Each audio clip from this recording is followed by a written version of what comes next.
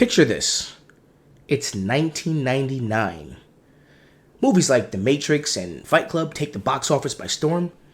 Family Guy made its debut. Bill Clinton was accused of doing the nasty. And who could forget Y2K? You know, the major worldwide panic that turned out to be a big nothing burger.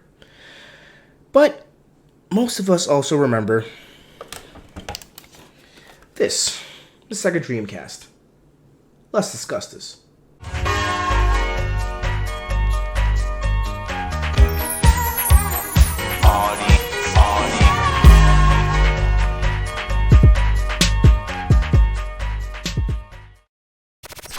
Welcome back to the channel, guys. This is AJ. So today we are going to be taking a look at the Dreamcast and doing a brief overview of the life cycle, and the release of the system, and determine, was it that bad?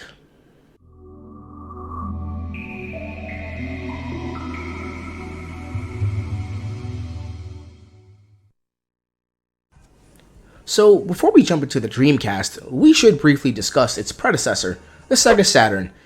Yeah, I know. A lot of people want to forget about the Saturn. Like this guy, Bernie Stolar, who decided to axe the project 2 years into its life cycle.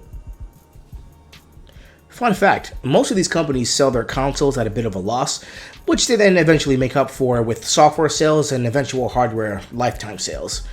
The Sega Saturn did not do that. The Saturn's first major issue was its costly production, even for the time. Second, the Saturn was a pain in the ass to develop for, forcing a lot of third-party publishers to think twice before making any software for the Saturn. Oh, fun fact, despite its meme status during the current day, EA didn't want a piece of that, which will come back to bite Sega later. Of course, with poor sales, lack of third-party support, and infighting between Sega of Japan and Sega of America's corporate offices, we mark the end of the Sega Saturn, but we paved the way for the Sega Dreamcast. After its debut in Japanese markets in late 1998, the Dreamcast was released in North America on September 9th, 1999 for $199. Yeah, that was actually their whole marketing shtick. Think out loud in my area. It's thinking. The Dreamcast was one of the first 128-bit systems, complete with stereo sound, amazing peripherals like a keyboard and a mouse, and a fishing rod. And perhaps what I think is the most interesting take on game storage, the Visual Memory Unit, or VMU. This thing is pretty damn cool. Not only does it have a display of its own which complements whatever game you're playing, you can even connect to other VMUs to swap data with certain titles. But perhaps one of the coolest features was the integrated 56K modem, which made the Dreamcast the first home console designed for online play. With this, the Dreamcast was unstoppable. Or it would have been, had it not been for these problems. Despite the initial success, especially with the North American release, the Dreamcast would ultimately be hindered by several problems. Due to the NEC graphics chip shortage, which I'm sure nothing of the like would ever happen again, the number of units needed to fit the demand fell short, reducing the Dreamcast's potential market share. Next, remember that third-party support issue the Saturn had? Well, as it turns out, the child will have to pay for the sins of the father, as third-party developers were still cautious due to Sega's track record. And ultimately, the reason I think we all can agree on as to why the Dreamcast would eventually fail would be Sony's PlayStation 2. The PS2 was announced on March 2nd, 1999. With a much more powerful graphics engine, broadband internet support, and a strong game library, the competition was strong enough. However, the biggest edge Sony had over its competition was the DVD format, which finally dethroned VHS as the de facto format. The timing was perfect. At the time, DVD players were still crazy expensive, ranging anywhere from hundreds to thousands of dollars, making the PS2's retail price of $299 a more viable option, even for those who strictly wanted a DVD player that just happened to play games every now and then.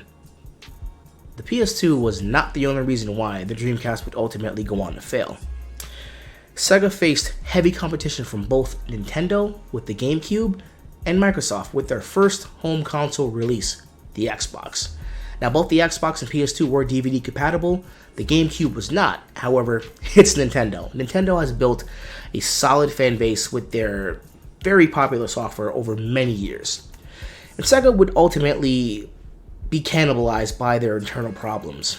Now, one problem I do want to mention with the actual Dreamcast itself was the lack of any DRM.